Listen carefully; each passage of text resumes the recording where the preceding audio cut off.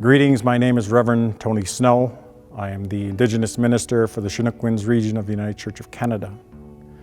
The papal visit has resurfaced long-standing issues of pain, violence, abuse, dehumanization, and genocide suffered by residential school survivors and their descendants. Every member of Indigenous communities across the country have been impacted by the legacy of residential schools and the injustices perpetrated. As the Pope concludes his penitential pilgrimage, we are left to ponder the implications of his words and the actions of the Church that follow. For those of us in the United Church of Canada, this has been a reminder of the difficulties of implementing apologies on a denominational scale. We continue to work against critics and deniers, though the scale has diminished after the finding of the bodies of the children at the Kamloops Indian Residential School mass grave in June of 2021. The truth could no longer be denied, and we have lived in a space of apology, contrition, and shame.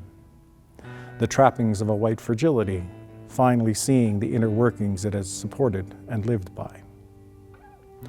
To move beyond the space of apology, the Church must seek atonement through action and restitution, restoring the humanity that was taken away from Indigenous people.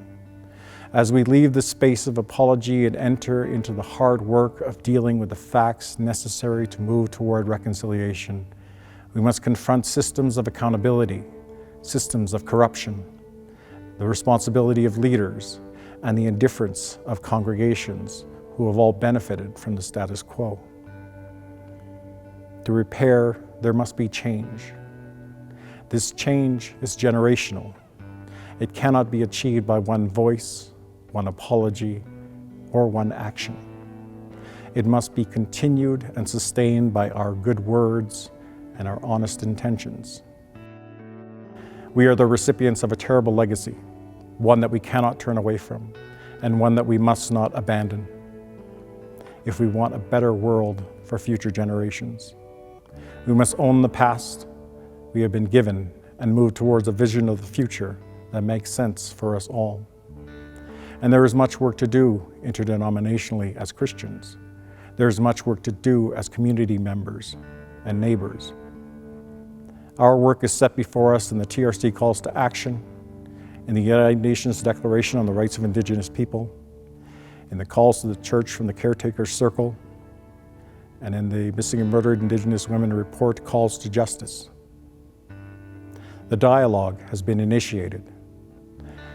Where we go with this now will depend on our commitment to our faith's teachings and the responsibilities we have as partners on this land. May it always be so. Amen.